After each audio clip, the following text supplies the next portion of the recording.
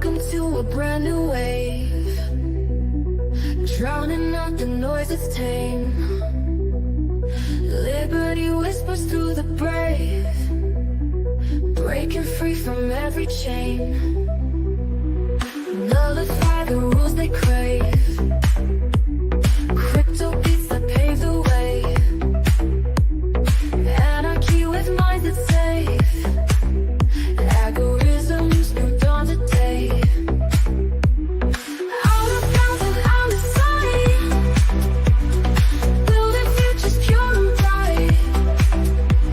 Escape the grip and win the fight. Welcome into the legacy ride.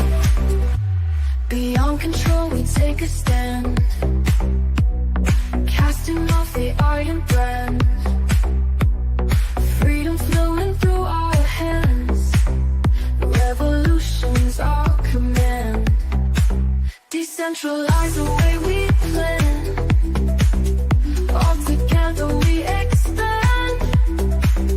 Breaking shackles for the clan, in this journey we're unpanned. Out of bounds and out of sight, building futures pure and bright. Escape the grip and win the fight. Welcome into the legacy ride.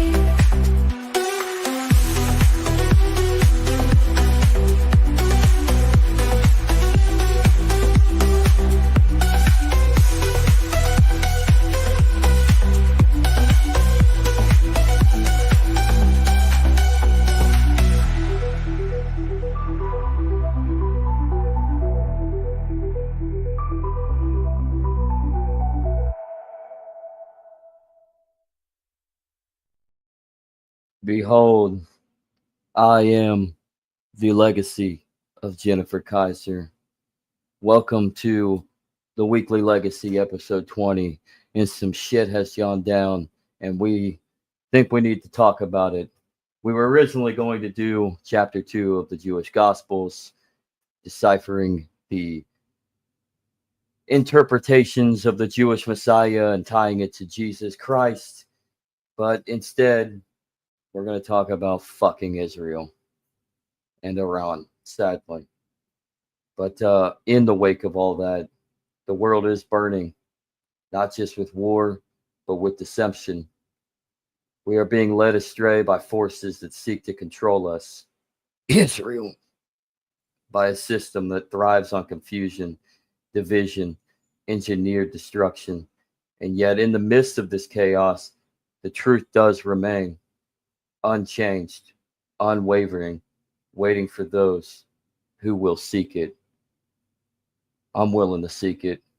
Are you willing to seek it? Let's get to the show.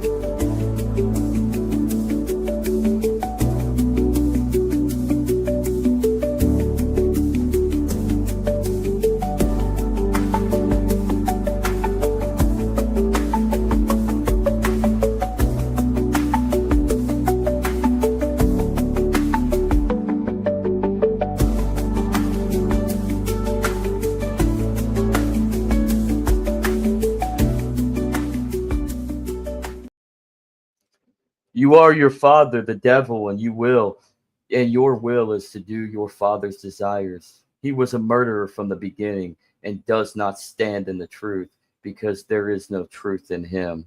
John chapter 8, verse 44. Welcome in, Andrew Joseph. Welcome in, everybody. Happy Friday. We're on the auspices of Friday the 13th. Friday the 13th. How ironic. We're on the auspices of World War III. It looked maybe possible. It's quite possible if cooler heads. It's quite possible if cooler heads don't prevail. Diplomacy is never. It's so needed right now. It's never been so apparent that diplomacy is what is needed in this fragile, chaotic, problematic world that we live in today. Because and then the French, I just saw a post on X about France and UK are getting together to try to cool the tensions between Israel and Iran. Yeah, I don't really trust the British. Yeah. and the French are pussies. So They'll just tell you the British are coming. The British are coming. the British are coming. Yeah, the British are coming. Yeah, the British they have their own issues to deal with, like Islamic jihad and occupation in England, on the greater metropolitan area of London. So And deal with your own Kapistan? shit. Yeah, and the French and Kapistan that they have to deal with. So, but how ironic though. You just mentioned it's Friday the 13th. Israel has attacked a day ago, I believe last night. I guess technically it was the morning hours of Friday the 13th for them. Friday the 13th. So it was technically Friday because I mean we're in the past. It's morning for us. It's 11, little after 11 a.m. on Friday, June 13th, and so how ironic that it's Friday the 13th. Do you think do you think it was planned for it to be the 13th? I Some believe. superstition? Well, they said they gave him 60 days, and They did. Yeah, technically that they was the did give them. 13th, and so that would have been the 61st day. So yeah, I think that was That was is true. intentional. That That was is sending a psychological mind game to him. rumble flag. I don't know what that. Welcome, It's the Jason. tether flag. Welcome, Jason. The tether flag, exactly. The tether flag. USD tether. Uh, yeah. It is interesting. They did warn them. They had 60 days. They did it. They attacked. It all culminates towards, I guess, the nuclear deals that were in place. Iran wasn't abiding by, or at least who knows what narratives there are anymore. I mean, Yeah. what Well, is abiding by? Who cares? Trump's Iran's got upset evil. because Israel's they Israel. wouldn't go with his pitch, all right? Because they signed Obama's pitch, Yeah, and they so signed Obama's pitch. it's like, I mean, if you are you really going to renegotiate terms every 4 years based on who's in power? Are you just going to say, "Oh, screw Yep. you," and I'll deal with the agreement we had before? So that kind That's of makes a little sense. yeah. I mean, that does. I mean, who wants to go and negotiate and renegotiate and just jump through hoops for what? Peace? To find some sort of peace? Right. I mean, you're never going to find peace. You're just going to get into another argument, and you're going to end up leading into more chaos. It's deception. Good morning, Jason. Good morning, everybody. Good morning. Good morning to all of you faithful folks, the 11 of you that have joined us early. So share and share this content, get more people out here and join the conversation. Join the conversation as well in the chat, just like Jason is over on Rumble. Join us on Rumble, YouTube, X. If you're an X, join the conversation. So, but you were saying, Andrew. Join us on ZeroNet. I meant It's Bitcoin powered. on. I know. This is Yeah. teachers. I meant on this situation. It's all distraction. It really is. They're distracting us from what the powers that be really want. What the powers that be want is they need a war they need to incite a war because the economic situation of this world, I mean, is circling through the influence of the West is collapsing. The West is Yeah. collapsing.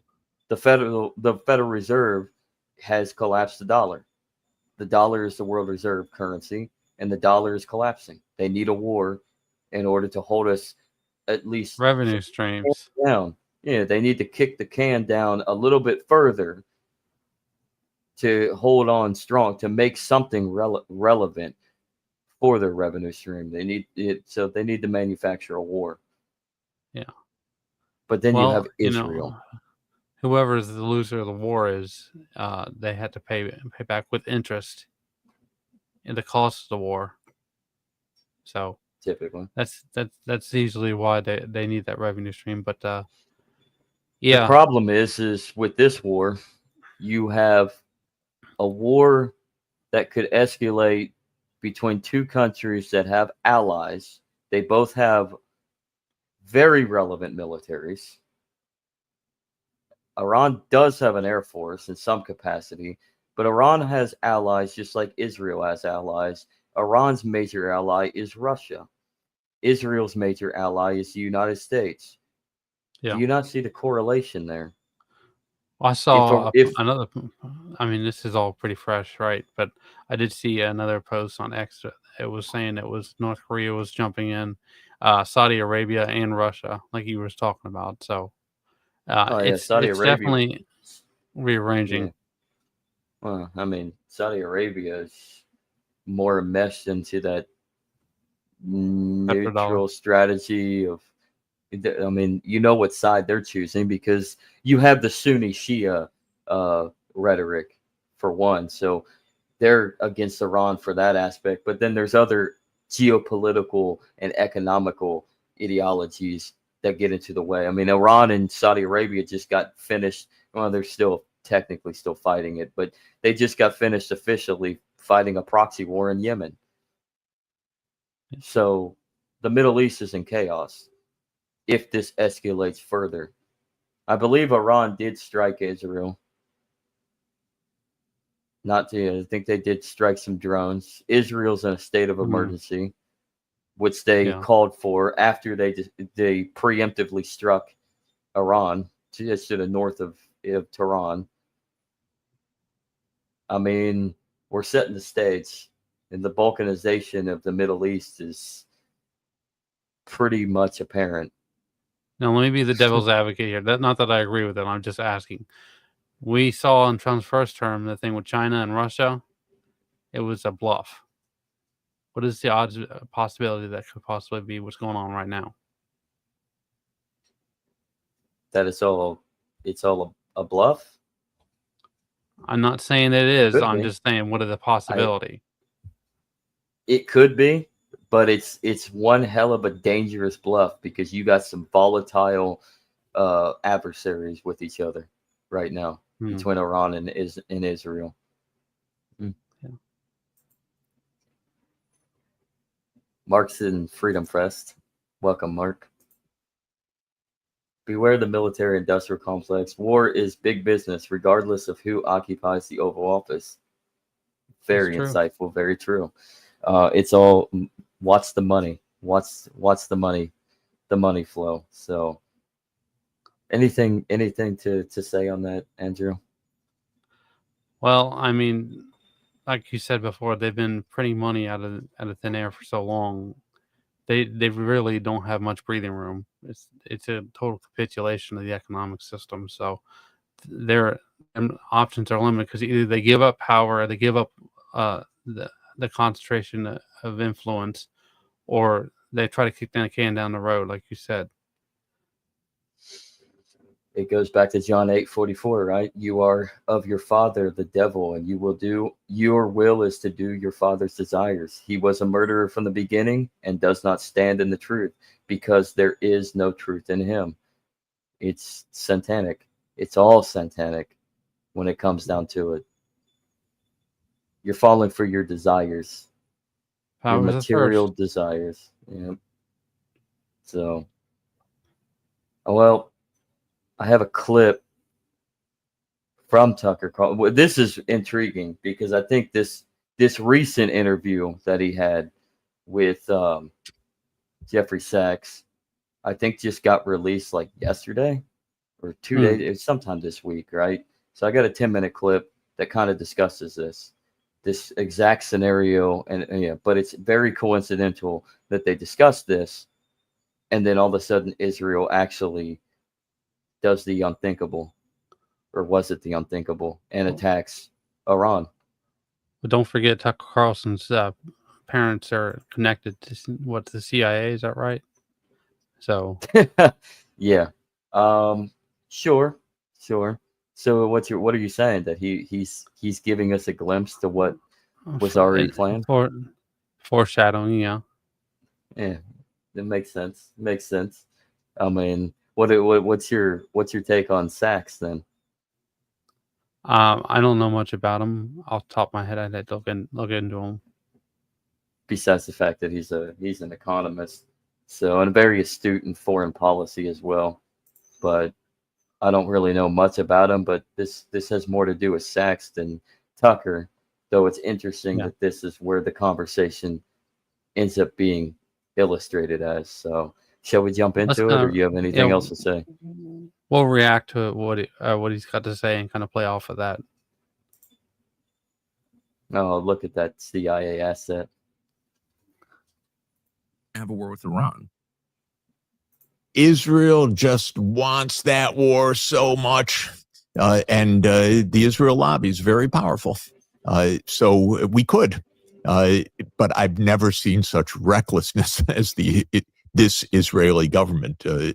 Reckless, extremist, provocative, assassinating counterparts left and right, and of course, in the most provocative ways, assassinating the Hamas political negotiator in Tehran on the occasion of the inauguration of the new Iranian president.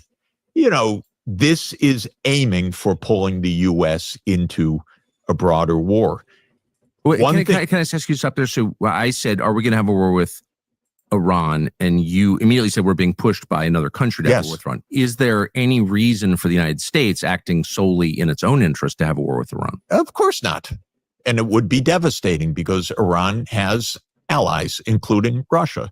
So a war with Iran could easily become World War III. World War III, for everyone to understand, could easily become a nuclear war. A nuclear war, you know, whatever you're going to say or do with your children or your grandchildren, say it now, because the world will end in a very quick moment if we fall into that abyss. I should just pause and say you wrecked my morning over breakfast today by describing at length the new Annie Jacobson book on nuclear war, which I hope you will not describe it here. I won't do it for everybody, except that it's a remarkable book.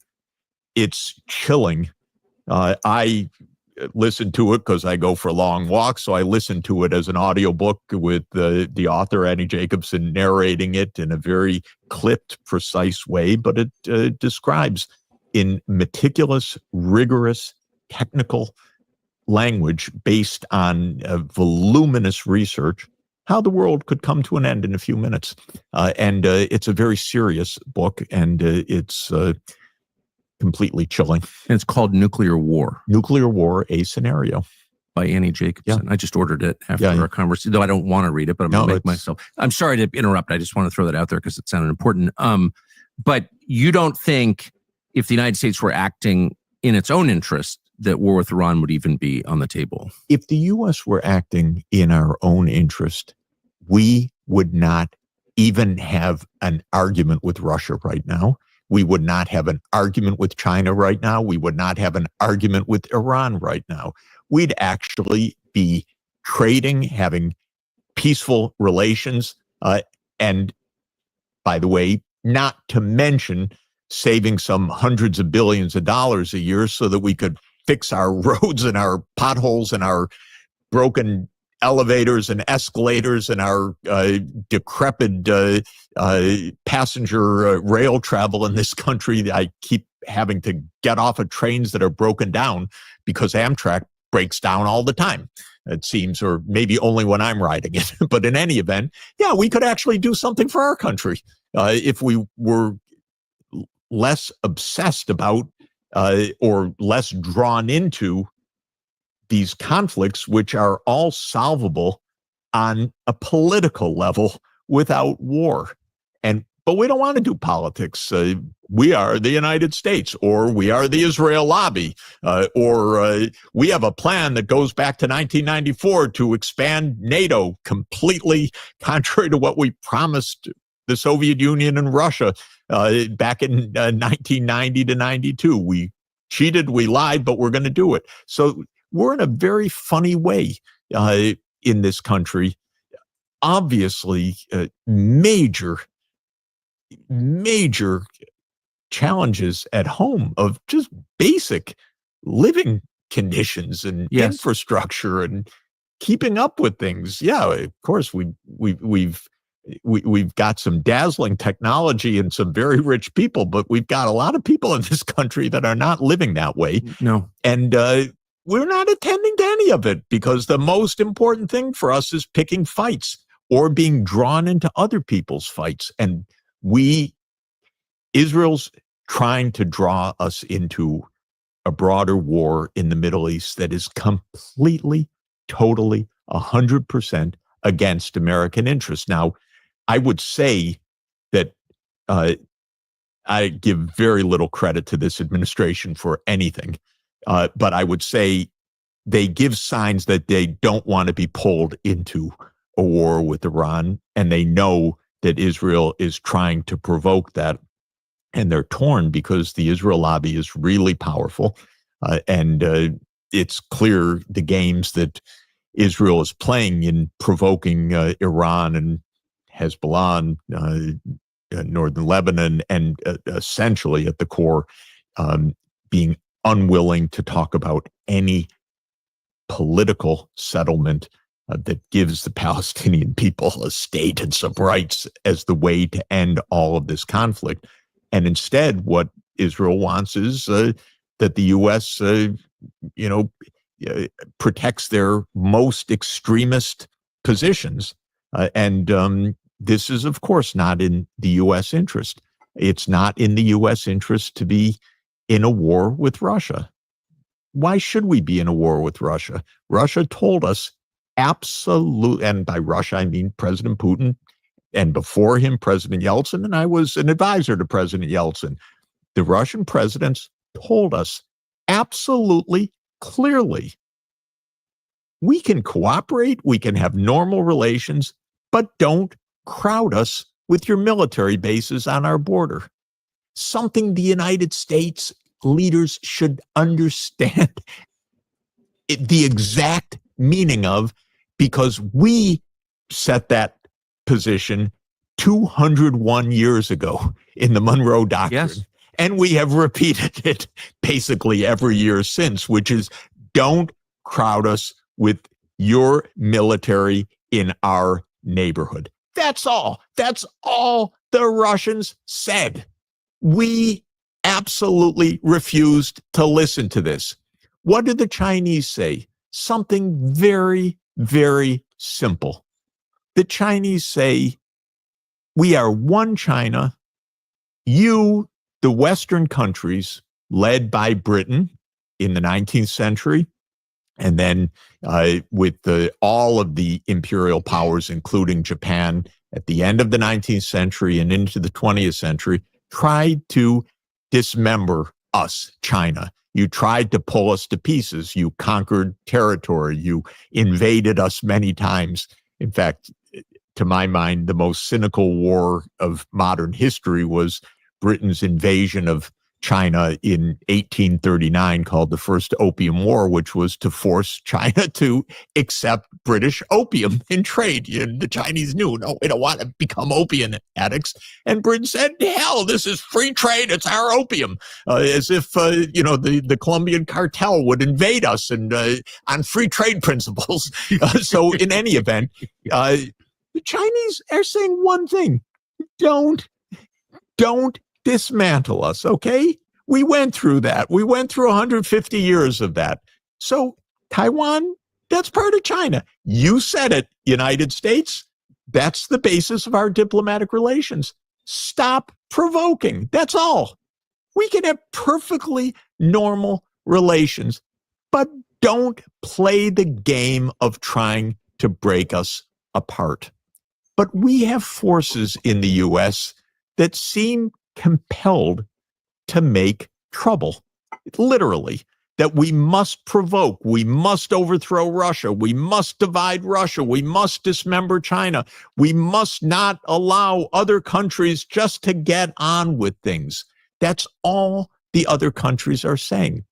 When I say these things, it sounds so weird, by the way, to Americans who are reading the New York Times or reading the Washington Post or reading the Wall Street Journal, because Mr. Sachs, China's our enemy. They're doing all these terrible things. Russia, they're the imperial blah, blah, blah. Because we're fed a bunch of lines that are complete nonsense. But if you say it again and say it again and say it again, and the U.S. is, you know better than anybody, USG trying to control the narrative, trying to control what we hear, trying to control what social media can say, well, the simplest truths become completely clouded. So the point is, you asked me, does the U.S. have an interest in war with Iran? Of course not. Does the U.S. have an interest in war with Russia? Of course not. Does the U.S. have an interest in war with China? God forbid is my only answer. Right. Would be probably the end of the world.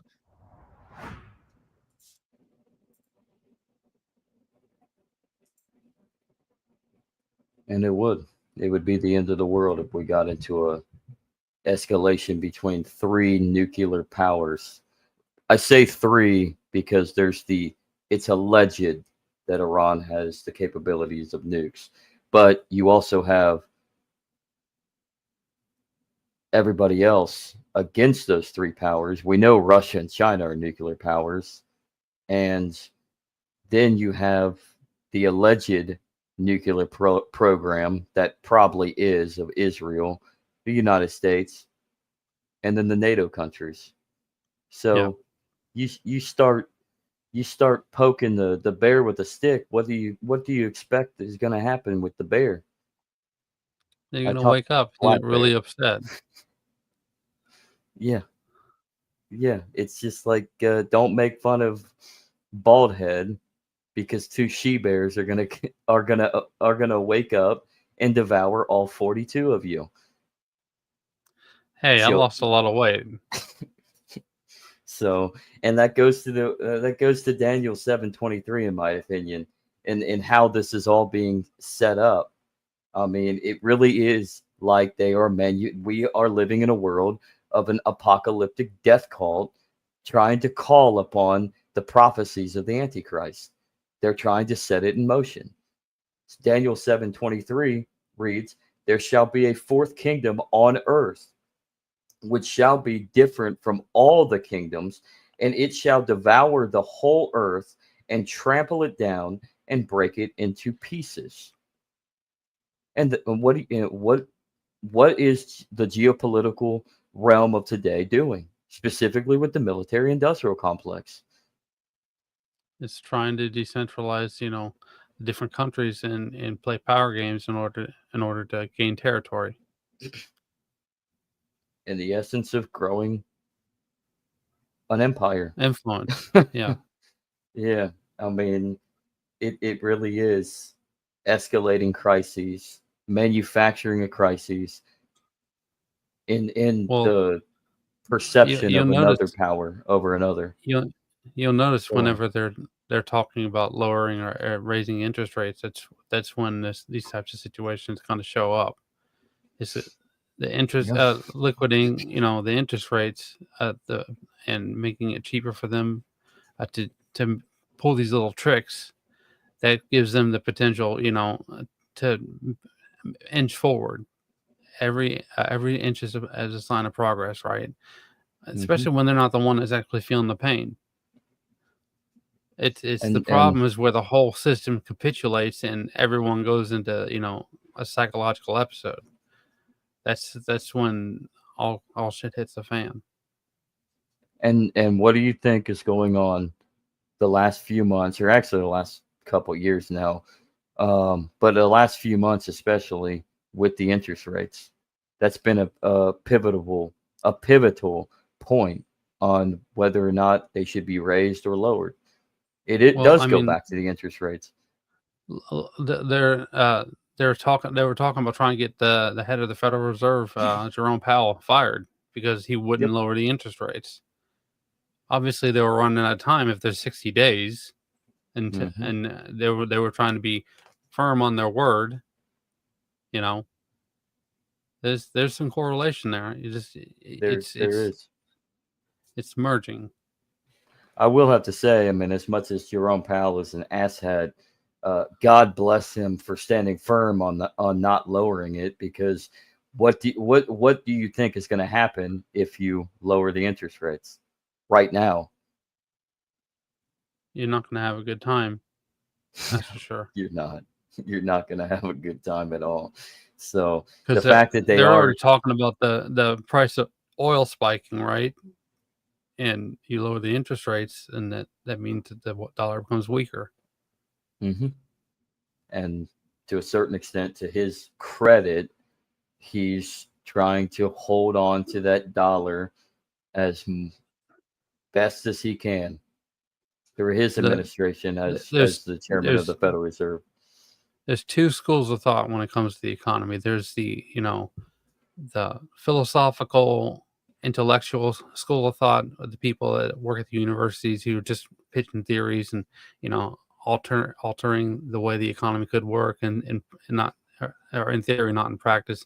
And you got the more mature Wall Street people who are actually okay. We've got interest rates we have to actually pay, and it's gonna be painful, but it's gonna be healthy for the economy in the long term. And they're fighting back and forth behind the scenes. See, I disagree with you on that with the two school camps. I think both of what you just stated, both sides are the immature ones. They don't know what they're doing on the effect that they are all both sides get away from the ethical standpoint. I'm going to throw in some theology on this and plug in some Christian or Catholic ethics. Um, the concept is to be a steward of the land, to be a steward of the realities. Excuse me. To uphold to the stewardship of God's creation. Stop fucking it up. To understand that we have precious resources and land that are scarce, and not everything is to be completely owned and monopolized and utilized as a resource of control. We have to understand that we are stewards to God's creation. We have to get back to that mentality. We have to understand that mentality. We have to be prepped and ready to uphold the law of God or ethics in aiding individuals that are effectively marginalized. We have to help those that are in a lower standing to a certain extent, but also understand that we need to help ourselves as well, and in effect, help innovate society. Free markets is a tremendous tantamount to that ideology, in my opinion, because it proves that you are utilizing a market system through a more naturalistic, humanistic, and spiritual ideology through stewardship. And you can have Absolutely. private and you can have the aspect of private property is a wonderful thing, but then you also have to understand that you can't actually own the land that is immovable and indestructible because it's there unless you drop nukes. But the land's still going to be there. Things will start growing on it eventually. It may take It's going some to take time. time. Yeah. But the land is there. So like the land is not what you actually own. It's what you build up on that land, settle and create with that land and use for the benefit of society in the building blocks of relationship. And that's where Well, we've lost. I mean, you're right. And just to kind of reframe what I was talking about before, this is all under one school of economic thought. It's called Keynesianism. Um, there's more than one school, kind of like there's more than one school of religious perspective and ethical perspectives, right? Um, Hmm. but these two are it's the Hegelian dialect. There's two concentrated points, and you're arguing in like an echo chamber, and it's getting tighter, and it's not going to be sustainable in the long term. But for right now, they hold all the cards, they hold the guns, they hold the printing press, so to speak.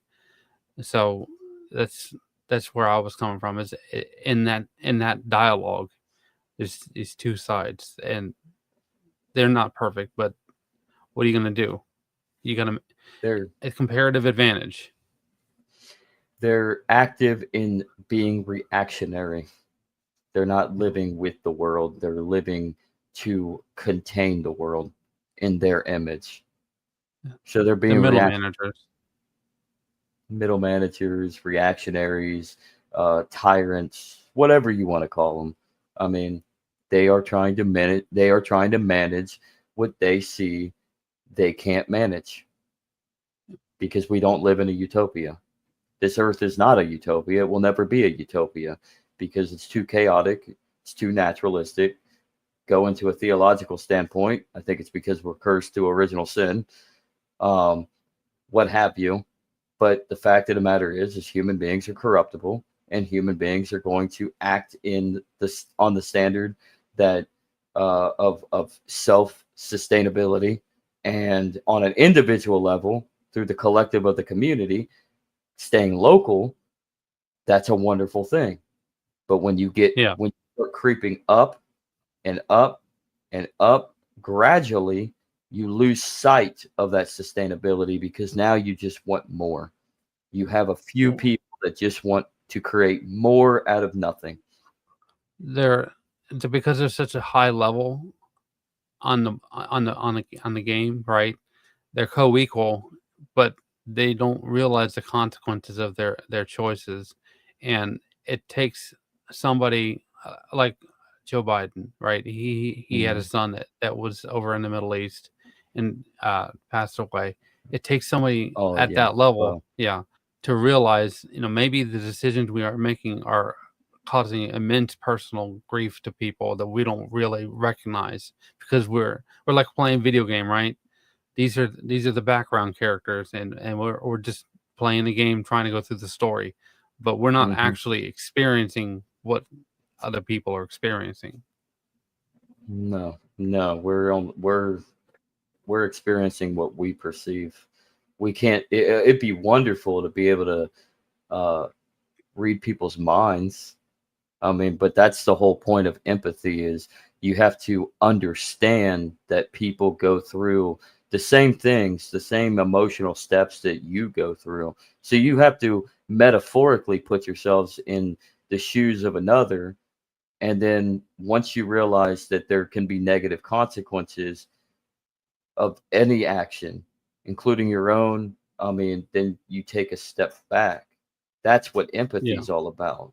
Understanding that there are consequences to the realities of the world we live in, to your choice of action.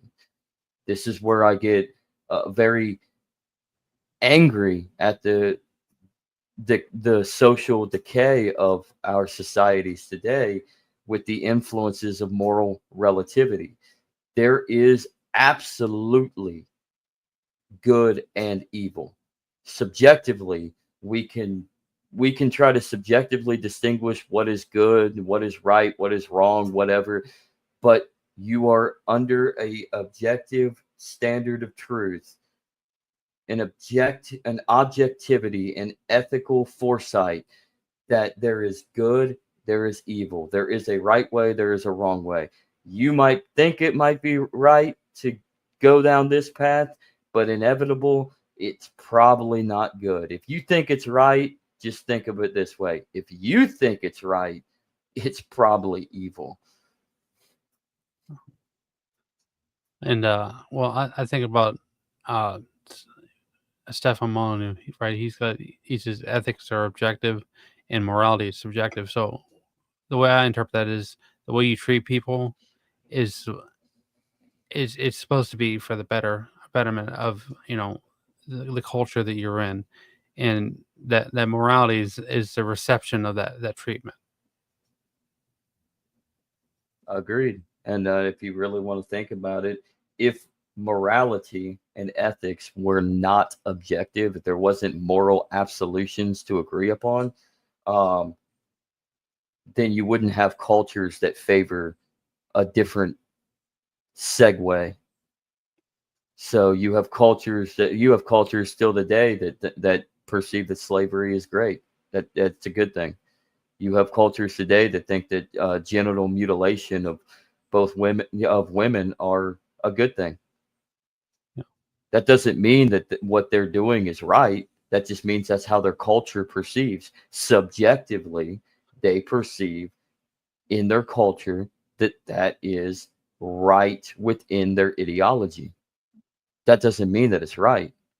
Like Cultures are relative.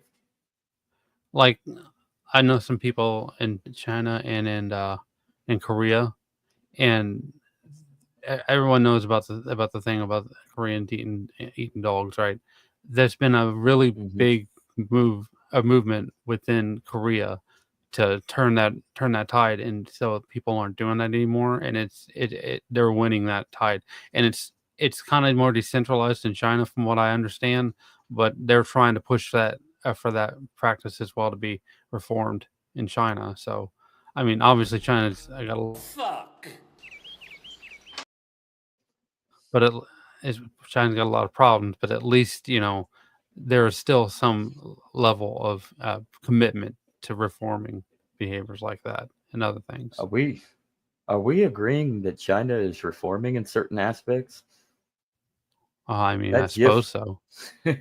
that GIF is kind of correct at that point. Yeah, Yeah, I mean, people, because cultures sway, from what you're saying. Cultures are going to perceive things differently down the road from one generation to the past generations. That's why, to Melanu's point, ethics is objective. There's an objective reality upon truth that we seek. Morality is subjective. So in that instance, that kind of kicks relativity, that kicks relativism out the window. yeah. And to back to the Israel-Iran situation. I mean, how does that tie into to Stefan Molyneux? Is it Molyneux or Well, Molyneux? Molyneux. I think Molyneux? if you think about the situation with Israel, right? They've had their run of things with Palestine and everything that they've been doing since their beginning, since the foundation of their country. But enough people around the world are having enough of it that it's Hmm. coming pretty soon that they're gonna make that move to reform, I believe, because they can't keep playing this game expecting not to have consequences or blowback. And that's I think I understand that's a big problem that Iran has with Israel is the way that they treated the people in Palestine. Mm. What would be the blowback? That the Jews might create another Holocaust for themselves? Well, They I might would actually say, create another Holocaust, right? I mean, in a way, they already have for the people in Palestine, but uh, I mean, but for themselves, because of what yeah, they're doing, they're they're causing they're more they're, they're discredit inviting towards. direct Hmm. conflict into Hmm. their culture. It's That's almost like that's the the powers idea. that be don't. Yeah, it's almost like the powers that be don't give a shit about humanity in general, and so the powers that be, they're going to be safe for the most part. They can make You their watch a deals. you watch a movie not to watch the background characters, but the main theme of the movie, Hmm. right? Hmm. These people Yeah, don't care about the background characters. They're only interested in power dynamics.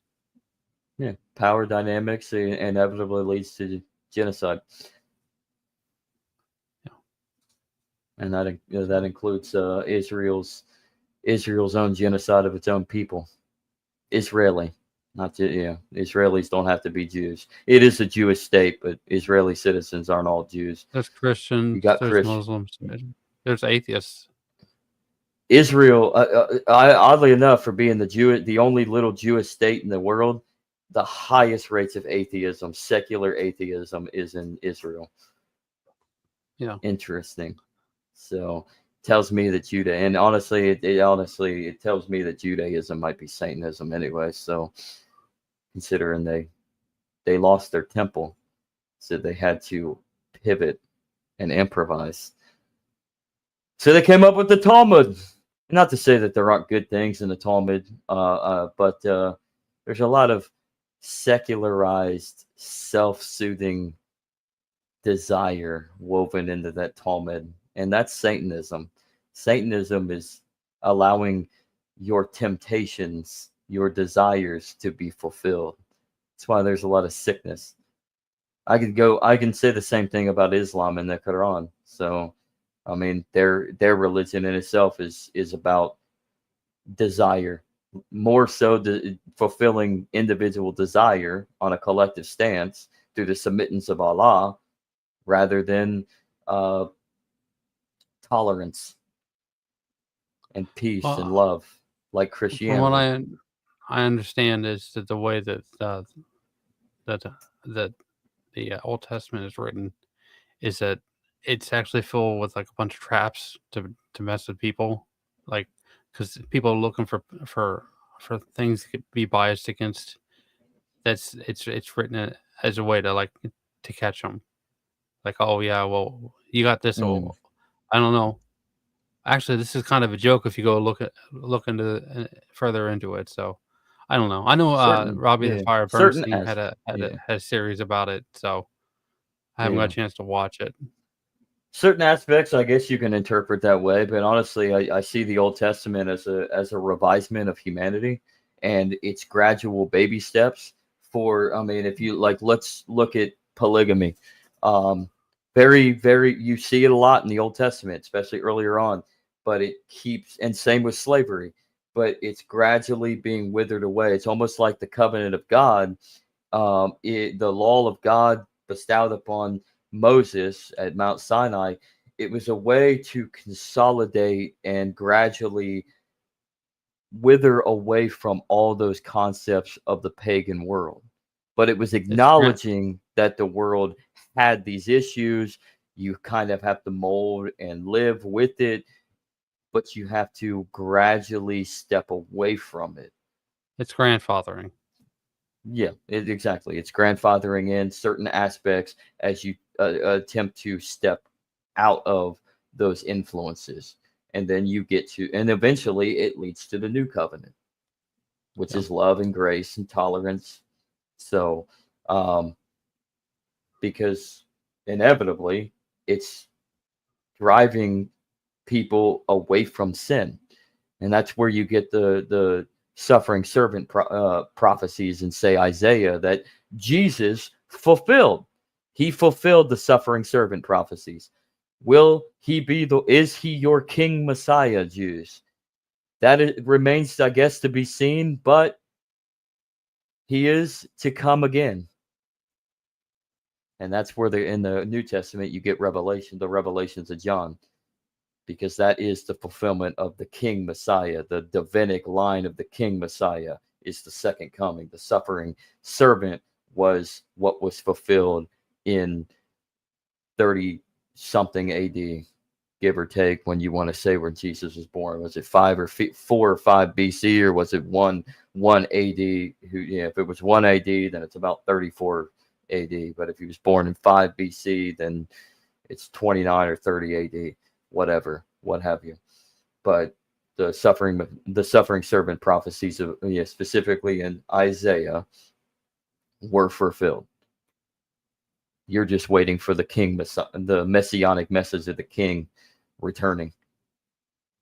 The Son of God, the Son of Man came. The Son of God we await. Who is the Son of Man and the Son of God? That's a good question. Jesus. I'd like to go. Of course. Yeah. Jesus, of course. But the Son of God, going back to chapter 1, when David Boyan, fantastic. We're going to intertwine a little bit of what we're not going over this week, because we figured we needed to talk about the Israel situation. But it's very distinguishing to understand that Son of God is the messianic line. It's man. It's man who is anointed as the king of the Israelites, of the kingdom of God on earth, the anointed one. And the Son of Man, it has nothing to do with your human qualities. It has nothing to do with Jesus' human qualities. That's actually the Son of God. It's the Son of Man that personifies him as God, distinguishing back towards Adam. So It's moving in an arc. basically, yeah, it's funny how Scripture goes like that. If you actually study it, you'll see the truth woven within it, because it is old and new. It is the inspired Word of God. Men make mistakes and errors, because I mean, that's why you got to have contextual criticism. Right. You So, understand where they're coming from, and you know the kind of the background to put the pieces together. And with that is where we're gonna make Sean so happy with this one. Love you, Sean. You'll be thrilled that I'm gonna read this off.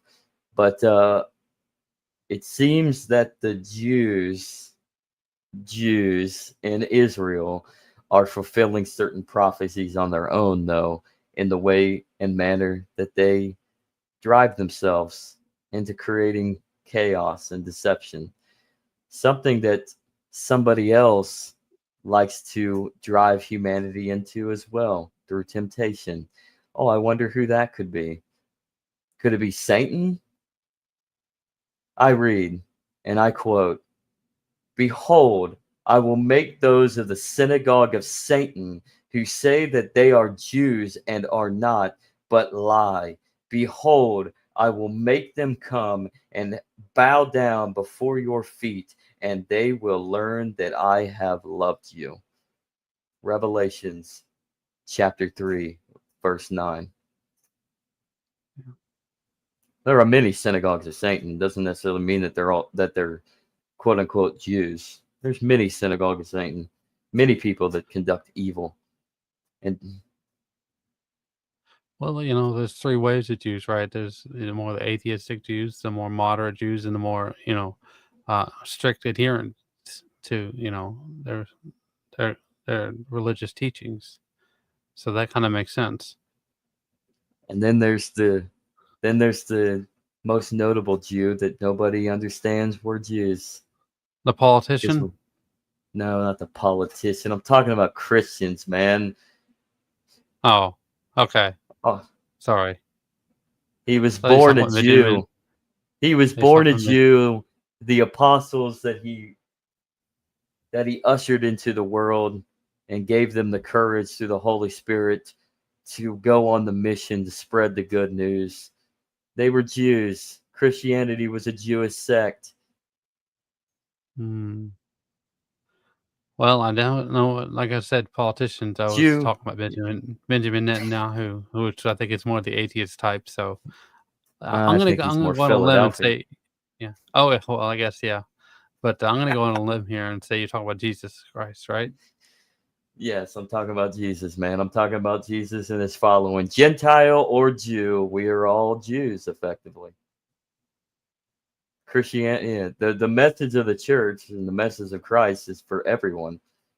So thus, whether you are a Goy or a Jew, you are effectively a Jew. Yeah. If you want to think my about it. So I'm gonna go get my menorah. Okay, I'll get my dreidel. We'll go from there. So, to jump in, I got a short little clip for you, Andrew. It's only 28 seconds, but well, you know what? Let's just jump into it. It's 28 seconds. I don't want to explain it. I think we already know it.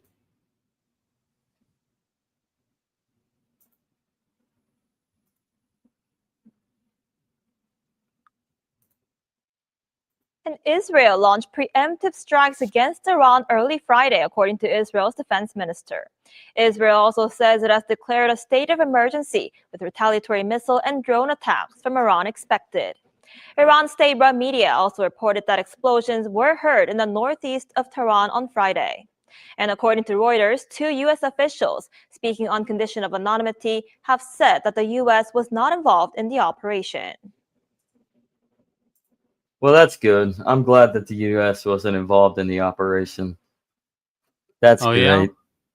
that sounds a So little outdated. somehow that sounds way outdated. Too bad that the United States. Of course. Do you really think that the United States didn't know about this? I mean, they have sources everywhere. Exactly. What is They're it? our The greatest most allies. sophisticated spying apparatus in the entire world is in Israel. So of course they Yeah, would know. They Mossad. they they were spying on Angela Merkel and all and the Europeans. Yeah, Why wouldn't they spy yeah, in Israel? of course. Of course. You wait. You talking about CIA? CIA, FBI, NSA. I mean, they're all You play to the same team. you They you may kind of be contradicted. competing. Yeah, you kind of contradicted yourself. You said the most the largest intellectual or intelligence network, intellectual Freudian slip. The largest intelligence network comes out of Israel. It's The Mossad. infrastructure. It's Mossad. The other intel networks are moot. It all Yeah, but drives from Mossad. who gives them the technology? Certainly not China. The global military industrial complex, of course, that comes out of the Hmm. United States, but that's not to say that it's the CIA. That's just a combination of our entire security state. I mean, but as far as intelligence goes, it's Mossad. Mossad runs the world, man. That's why they were Okay, Nazi killers. I'll take your word for it. Even though it's kind of funny. Moot, moot, exactly. So, but I don't know, man. Uh, it's very intriguing as well that at the same time that you are about to launch your preemptive strikes, I know accordingly they they went into a state of emergency after the fact, but you know that they were already in a state of emergency before the attacks. They Yeah, have to be. I mean, you're going to be retaliated against for which they I'm were sure that actually. they had everything in line before they pulled the trigger. So Hmm. So what do you think about this? What do you think of is is this entire situation a fulfillment of Israel with Revelations 3:9, I mean, I don't know the as well as like Daniel Benjamin Netanyahu. 7:23? I think they masquerade as Jews, but they're not really too terribly attached to the identity. They're just more interested in the politics. Like Oh the no, thing they're with they're Jews. the JF, the thing with the JFK, right? It is that Hmm. there was a single person that was connecting Israel to the United States intelligence, right? Mm. Obviously, there's communication that's been going on for a long time between the two.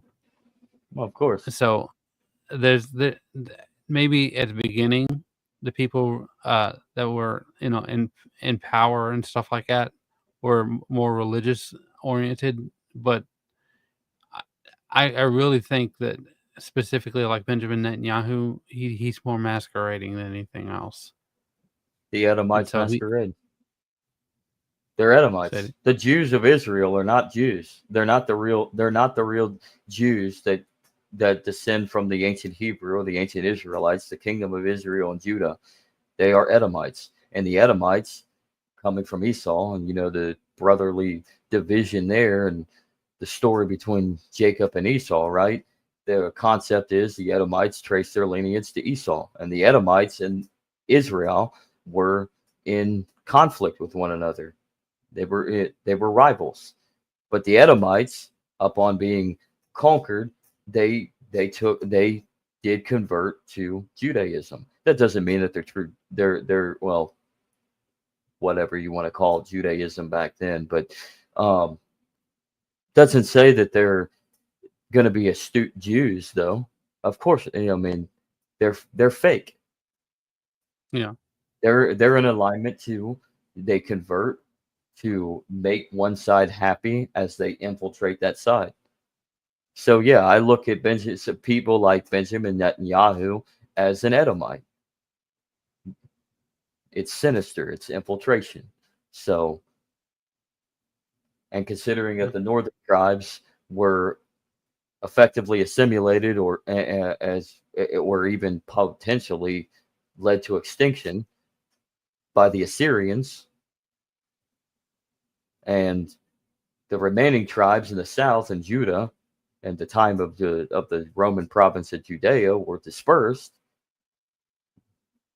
Why not? Why not make, that's easy, right for the taking for a new movement that comes about in the 19th century called Zionism, of a bunch of fake false Jews, or synagogue of Satan, Edomites.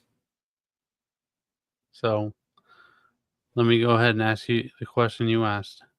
Do you think it accounts? Does it apply? What The what you're talking about from Revelations and stuff like that? does it apply? Yeah. I'm not going to go completely off the rails, but does it have a resent? I don't know if it applies, but it certainly has a semblance of truth as of right now. So yes, I do think that they are a piece of what is Not the known whole as picture. the synagogue of Satan. I think there's more to the whole picture of this verse. I don't think Okay. I don't think it's co-opting the Jew, a certain sect of Jew completely, because I think there's other people that are influenced in this, whether they're Jew or not. But yes, I think there's a semblance of truth to Revelations 3:9. Okay. Now, let me ask you this. Do you perceive that this planning is quite recent of a potential war with Iran, or how far back would you expect to go for this sequence?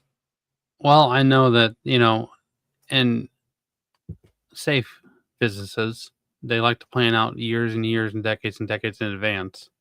So I wouldn't put it past, the CIA, the FBI, intelligence agencies in general, to have Just say people, Mossad. Mossad, okay, uh, having a framework and trying to reach goals and try to, instigate so they can conquer territory decades in advance. Hmm. Hmm. Interesting. So So the decades thing, in advance. so you take over the territory, right? That's what they did when they founded Israel, and then they created a police state with like with Gaza and all that, and they stoke the fires to flame the outrage, and they see who they can push to stand up for these people, and then they start taking over territory, just slowly, Oh, a little bit at a time, by motivating people with the playbook. Israel's a Um, surveillance police state completely. It's not well, just Gaza or West Bank. Israel is a police state. I mean, It's a look what little they bit did with. softer. It is a little bit softer than that of the West Bank and Gaza. And of course, Gaza, they withdrew directly and then walled it in, let the trustees take over their Yeah. assigned creation. So Look at World War One, right? Japan was on our side in World War One, and then they switched sides in World War Two because they didn't like the Japanese, mhm. and so they created the context necessary for us to go to war with them directly. Let me bring this up though. Going to Daniel 7:23. Do you think that what it's referring to as that fourth kingdom is the concept of this greater Israel? I'm not going to say it's this alleged greater Israel conspiracy theory. We're not going to go completely further into it because I know there's various perspectives, but it's certainly interesting that you could possibly tie that verse to the concept of a greater Israel in the Yeah, I modern mean, sense. it's a very old region, right? It's got a lot of history, a lot Oh of yeah. culture. It's not just Israel, Syria, and just the whole surrounding area. And so I could see them trying to create an environment to stoke, like I said, stoke the flames and try to grow their presence and concentrate power. Mm, mm. Another interesting thing within recent memory, judging by the fact that there's already conflict with Russia, who is an ally of Iran, um, and then all the shenanigans that Israel's pulling, um, right around right around the time that Zelensky took power in Ukraine, and prior to the invasion of Russia, you had the DIA program that was unraveling, which is like a digital governance program. It's kind of like a prototype beta of apparatus for digital governance, tied in a lot of tracking, surveillance, utilizing an app. You can do everything, get a hold of it, do anything you need government wise, but while at the same time it was surveillance as well. So you have Ukraine's DIA program, and then COVID hit, and as we're unraveling with the Operation Warp Speed, old great father of the vaccine, Donald J. Trump, um, the the the unraveling of the vaccines of Pfizer's vaccine was the ground zero was actually Israel as a uh, test based case study. Um, those two scenarios have anything in congruence to what's going on today in 2025? Israel and Pfizer and their vaccine lab rat scenario, and Well, Ukraine with their government surveillance digital apparatus. I mean, you have that's what North Korea was, right? It still is. It's the it's the first implementation of a social credit system. Uh, it Hmm. was a test bed that basically they run the test for China, and then China kind of pivots off of that and implements it at a greater scale. That's what the United States is doing with Europe and with Israel and with Ukraine. Is they're matching that, at least from my perspective. They're trying to find ways to implement it where it's a soft implementation, not a hard implementation, and where people are more agreeable to it and they don't realize what's happening until it's already happened. And you don't just have Interesting. one environment, you have multiple environments with different arrangements to see how things uh, how people react. Well, Texas spy historian over on Rumble actually has this to say: Orthodox. This is very interesting. I'd like to look further into this. Orthodox prophecies, that's the Eastern Orthodox, has Russia coming into Turkey and turning over Constantinople back to the Greeks. So reconquering what was once Constantinople, now Istanbul, New Rome, Nova Roma, as its real name would be. Constantinople to the west, Istanbul to the Muslim infidel. Um, what do you think of this? I mean, isn't that what what's his name? I'm trying to remember the name of the president. Woodrow Wilson was trying to do. He was trying to uh, reconstitute part of Turkey during World War One or around that time. He was trying to re-implement uh, it into a new territory, a new government, uh, and like To coincide with because the rebels, the yeah, secular rebels of the Young and Turks, and yeah, yeah, and and implement that into into the Treaty of Versailles. It and was part of the secret there deals was of there was yeah. there was a look. I've only seen a little bit about this, so you have to forgive me. But I remember watching a video about it. It's about uh, Greece. Greece had a city or a territory over in Turkey about around that time, and that was part of the deal. Was that they were trying to reintegrate that part of the territory for them. Yeah, basically using what was already gone. I mean, that in itself, that revolutionary movement was relatively manufactured to a certain extent. It was just a destabilization tactic, just like the Russian Revolution was used to destabilize Russia, so Germany could no longer have to focus on the east; they could focus on the west. That's why they sent Lenin to Russia. Well, Turkey, I mean, it's so far from the official narrative to just brush away what the British were doing in Turkey, the British and the French, the Allies. I mean, there's no question that they were utilizing these revolutionary movements, these secular revolutionary movements, to destabilize the Ottoman Empire. It was, I mean, for one, you were at war and you wanted to end it, so that kind of makes sense. But at the other end, you also want to create a world order at the end of this war in your image. So, and the drawback is you got secularized yet still Islamic Turkey welcomed into Europe, which is not a good thing. You should not be welcoming Islam, everybody. And they will conquer you. Their whole established idea of religion, the symbolism of their entire identity is to conquer and convert you or you die. And if you don't die, well, then you're lucky enough to be enslaved to their through their jizya system.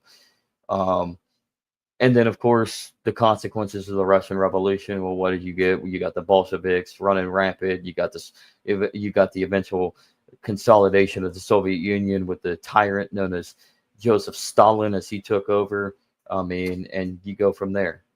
So you have drawbacks. You have drawbacks to everything, and it all comes with meddling, nation building, effectively. And I mean, if you have a nation, right, and you have stability, you can only invest in it so much. And what happens if something happens? You always want to have somewhere to have an exit strategy to go to, and that's what they're trying. That's what the thinking, the logic behind it is that, well, if things go south for us here, we always have our backup plan and a backup plan. So Like Iraq. yeah. Yeah, we'll move in. We'll move in. We'll nation build. We'll get rid of Saddam, who was effectively our defensive mechanism against Iran, really. But hey, now it's destabilized, and we've just turned it into a proxy for Iran's Shia rebels and the Saudis Sunni rebels, and we just created nothing but a destabilized pool of intermittent war and violence and chaos. It's a revolving So. door. Mm-hmm. So, what do we have here? You will be drinking your coffee and you will hear that the Jews attacked the nuclear program of Persia. That's when events of greater magnitude will begin. And at the time, or at the same time, or a little earlier, Erdogan will fall. These will be the signs of the big events to come, so you understand that they are near at the door. Elder Theodorus Agafor. I don't speak Italian. So, no, I know it's not Italian, but I'm not going to butcher that name. But yeah, that for so Saint Paisios, 1924 to 1994. Saint Cosmas of Aetolia, 1714 to 1779, also dealt with the prophecy too. Since you wanted to look into it, very well. Yeah, very well. Thank you, sir. I will definitely be looking for anything to say about that, Andrew. Well, I just kind of touch base something about Erdogan. He's a power player, right? But Mm-hmm. he's trying to help control the flow of immigration into Europe. But that's the double-edged sword, because if he gets to become a member of the European Union, then he can't control it anymore. But he loses his power, or his playing cards. So are you trying to tell me that the church needs to finally get over itself and reunite? I mean, I think that would probably be important, but that's irrelevant to the situation in Turkey right now. No, I think it is. I think it's very relevant because I think we need to stand vigilant and unified as a church. Okay. I think it's time to come home. I think it's time to get rid of this. It's time to put the Catholic into what Catholic means, and that is universal. The universal church of God, You're of talking about. Christ. I'm sorry. I misunderstood what you were saying. You're talking about the Eastern and Western Orthodox churches consolidating or reconsolidating. No, I'm talking about all of it. I'm talking about Christians in general. We're talking the bullshit Protestant Reformation that led to the mistakes of the Enlightenment because of sola scriptura. Putting it, and for one, that was one drive. I'm not to say that there aren't some good aspects, and not to say that you weren't against good. You were against bad aspects of corruption within the church. Corruption is inevitable because of man, but I'm saying all of it. I'm saying Protestant Reformation, Roman Catholic, Eastern Orthodox. It's time to get your shit together and unify on the mere basis of what it all means, and that is the grace of God through His love within the risen Christ. I mean, I think that would definitely make a precedent and make an impression. Yeah, it's time to be not Eastern. It's not even Eastern Orthodox. There's many different sects of the Orthodox. They're very decentralized, but yeah, I mean, you got the Orthodoxy, the Eastern side of the Orthodoxy of the schism. You got Roman Catholic. It's time to forget all of that, man. We're not Roman Catholics. We're not Eastern Orthodox. We're not whatever fucking denomination you want to call yourself from your feelings and in the Protestant realm.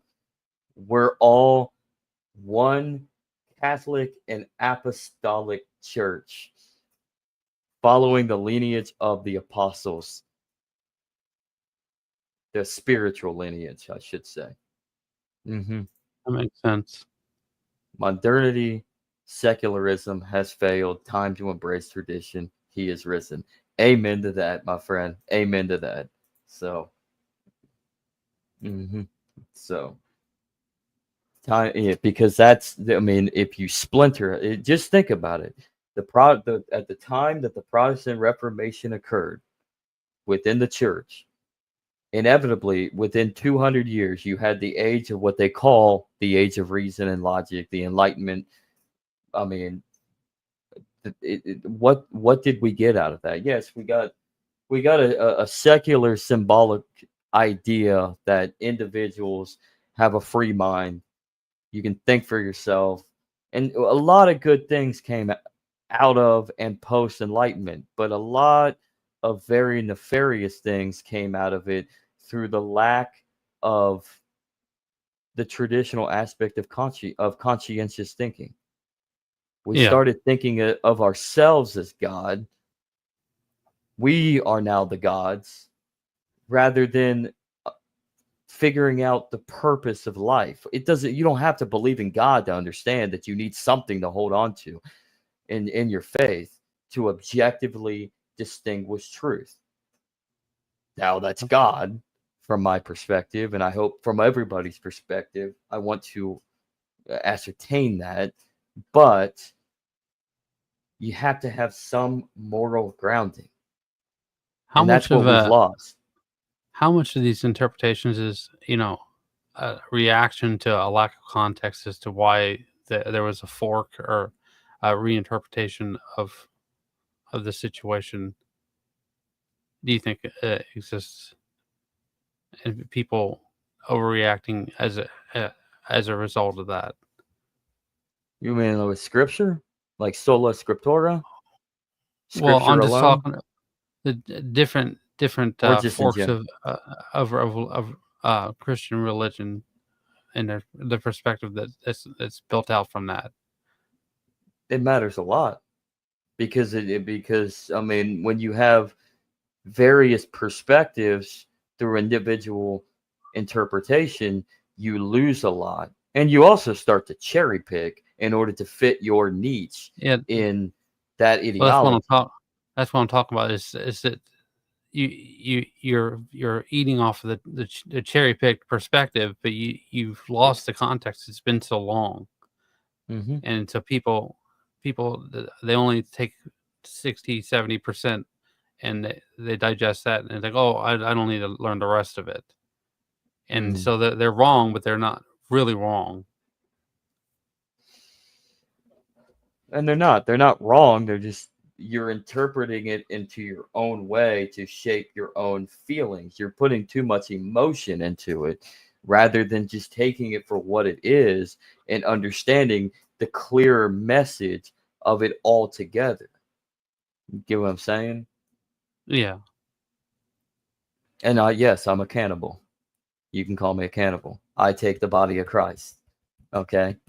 And I mean, that is the new covenant. Don't worry. That I know is where he lives. I'll call the cops. that is the consecration of the host. That is blessed in reverence to Jesus. I mean, That's right. I appeal the to the Last state. Supper. Yeah. The what? I appeal to the state. I'm not an anarchist. Yeah, you sound like you're not either. Right. You're not an anarchist. You're not an anarchist because you appear to the authority of man. Right. We got to have some nice parks up there in New York. Yeah, there's some lovely parks in New York, man. So much debauchery and needles and trash and human feces. Dave Fantastic. Smith, New we're York, calling. We're calling. yeah, New York is doing a fantastic job, man. I love statism. I love the Right. authority of man. There is no king but Christ, by the way. Or actually, I shouldn't even say king but Christ. That doesn't even make any sense because Christ is just Christos, is just comes from the Greek meaning anointed one, which is Messiah in Hebrew. So the king is Jesus of it, Yeshua, God in flesh. And through the Holy Spirit, you will go through the Son to get to the Father. There's my breakdown of the Trinity, everybody. The essence of the Man knows his Lord. Godhead. Mm-hmm. So back to Israel. Let's conclude this. Let's conclude this. I Okay. don't think we have anything more else to say. Where do you perceive these actions are going to lead us if cooler heads do not prevail? Well, I can definitely see pretty significant, at least a regional war between Israel and Iran. I don't think the bigger power players want to get drawn into this. Maybe North Korea says, "Oh, we'll support you," but then China will step in and say, "No, you're not gonna play ball here. We've already got you up in Russia. Let's just cool things Ukraine. down." Yeah. Mm. On the behalf of Russia. Yeah. I mean, that's the thing about the one thing that people don't realize with North Korea is it's pretty much a satellite of China because it's very subservient. I mean, they don't produce anything, so they need to be attached to something, and nobody else accepts it. So it's not recognized for most of the world. It's like a rogue state. So China accepts it.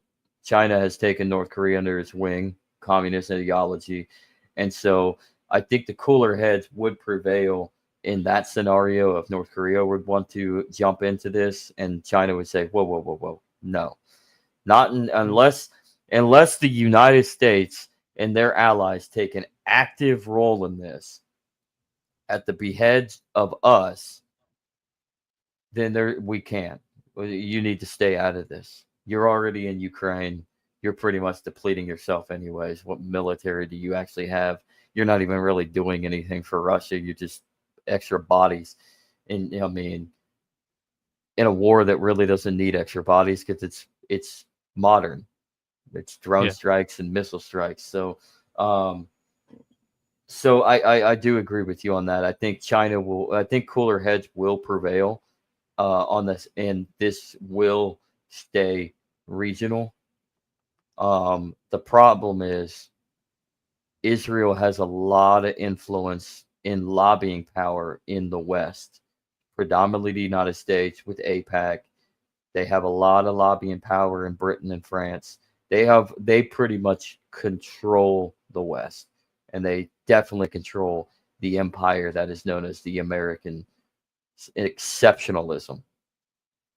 They the politicians and the bureaucrats in Washington are like puppets on a string when it comes to APAC and when it comes to the government of Israel. So my fear is the United States is somehow going to get itself involved, no matter what Yeah. rhetoric they try to speak of. Even if the Trump administration says certain things that are exact opposite of what they actually have been actively doing, where they want to not get into a war with Iran. I have the fear that we're probably going to be, quote unquote, dying for Israel, the old meme. Yeah. Who And said that? Who said they didn't want to die for Israel? That's the fear on that end. I mean, and I honestly think it's time for people to look through the deception because you're being deceived. You need to understand that the truth is there, and underneath the bullshit propaganda that says this side is good and this side is evil, you need to articulate those false narratives for what is real. And what is real is that God's will is eternal.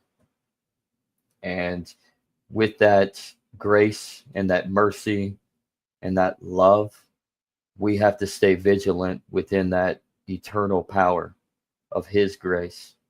Um, if we don't, and we decide that we're going to reject Him, then we're going to fall in line with the deception of evil. And in this case, Israel is evil. Iran is evil. All governments are evil. But in this case, It's a Israel is concentration of actively, power. yes, but in this case, Israel is actively working as a line to Satan. They are the line to Satan. Everybody else is just human perception towards whatever they perceive as right and wrong, and they're corrupted.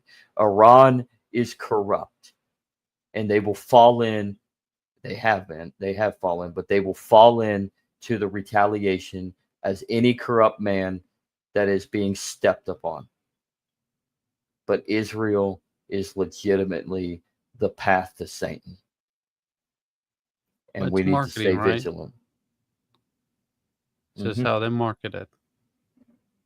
We have to, yeah. So, just Just like any war, if people get, oh, I'm going to go in and I'm going to, as soon as they actually get there, they realize how much of a screw up the situation is and how they fell for the trap and how much I wish they could leave. It's happened all throughout history. World War II is, one of the big ones that like we don't want to be here. But obviously we're here. We don't have any option now. that's recent history, yeah. But it has happened. I mean, history rhymes. Doesn't repeat, it rhymes, and it goes. History is far, far reaching than the 1940s. So it goes way back, thousands upon thousands in attendance. And Yeah, we'll call it attendance. but we haven't evolved away from that mentality. No. I think it's actually time to devolve back to our naturalistic tribalist community locale. I think tribalism, when done right, is a more correct solution, because we aren't supposed to be on a large scale. We are literally our nations. A nation is not a state. A nation is tribes of people. It's a community. I mean, it's a people. Nations are people. States are social constructs. And I think we need to devolve from that notion that the state is a nation, because a state can, a state can use the auspices of cultural diversification as a means to subvert reality. And look what's going on in Europe right now. Certainly So, distortion. yeah. I mean, cultural phenomena is cultural phenomena. You can't just force one culture onto another and expect each culture to live kumbaya. That's utopian. That's Bolshevik, actually. You can't. That's unnatural. Diversity People plus proximity equals conflict. Yeah. No, really, yeah. It's exactly right. So, get right with your Lord. Get right with your family. And that's all I have to say on this, man. Anything else you got to say? I think I'd finished it off with that diversity plus proximity quote.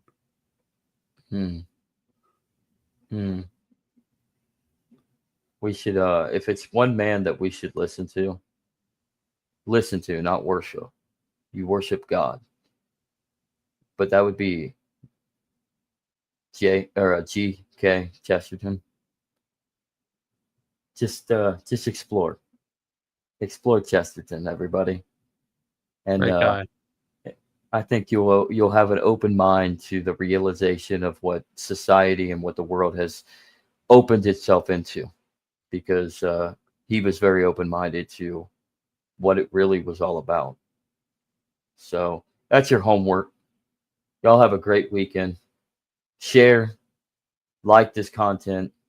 We got 37 on here live, Andrew, with us. So thank you, everybody, for joining. Texas Spy Historian, Mark, Jason, other people that I can't say because I don't want to dox Andrew, that joined in the conversation. Thank you for joining in the conversation in the chat. But like I said, just do your homework. So just do some homework. Anyways, that's all for me. Andrew, any last words? Thanks for watching, guys. How about this, Andrew? How about you lead us in a closing prayer? Okay. You know how to pray, right? I think so. All right. Dear God above, please look after the world and try to sway us from getting into another international conflict. I know it's very tense right now, and things are looking difficult, a little bleak, but they will improve if we have faith in you.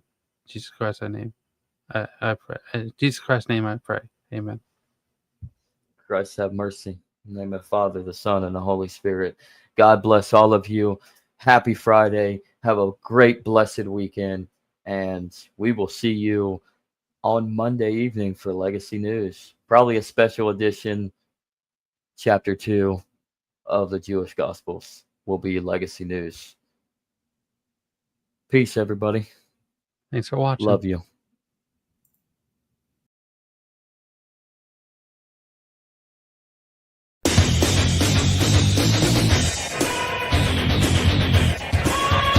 Ladies and gentlemen, I'm totality, and I'd like to welcome you to WCW Nitro.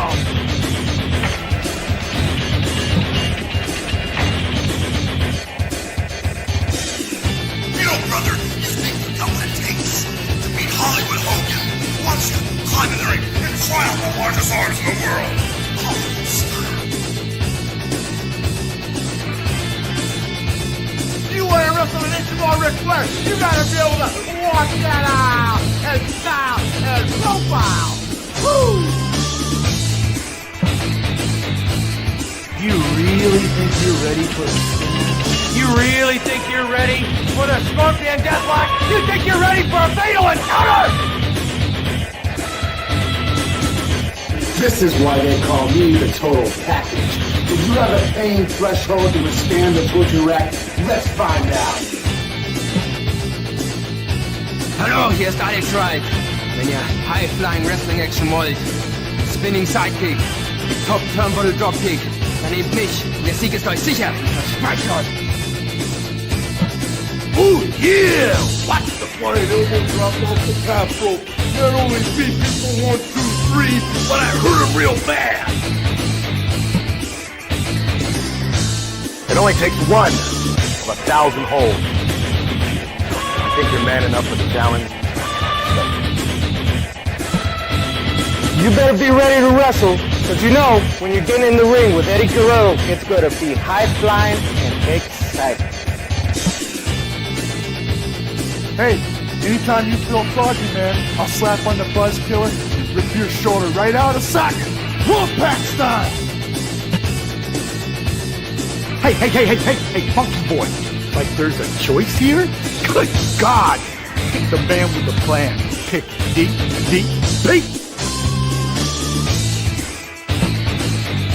Hey, all you suckers out there, you wanna play the game? You wanna play with the big boy? Put your feet on the button, cause when you go down 110th Street, it's gonna be on like neck bone, sucker. This is Booker T from Harlem Heat, hardcore OG brother from 110th Street. The minute you punks got the guts to step up to the plate, push the button. Yo, Chico, you selected Scott Hall? Get ready for a wild ride on the outside.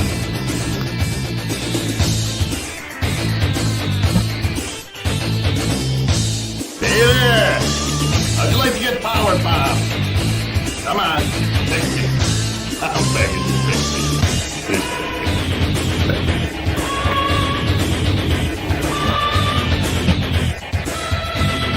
You think you got the courage to step in the ring? I think you're gonna wind up with a snap neck with a choke slam. Technical wrestler, high flyer, brawler. Don't matter what you consider yourself to be. When you're in the ring with the crippler, you're a loser.